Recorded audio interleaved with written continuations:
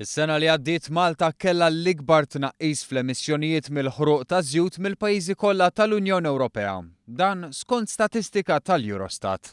Pajjiżna naqqas l-emissjonijiet tad-diossidu tal-karbonju bi kważi 27% meta mqabbel mas-sena 2014.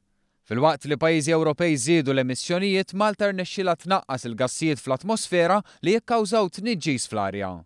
Żgur li l-għeluq tal-Power Station tal-Marsa kellha effett biex naqsu l-emissjonijiet u pajjiżna jkollu arja iktar nadifa. It-trasport pubbliku wkoll kien strumentali biex Malta kisbet dawn ir-riżultati ambjentali.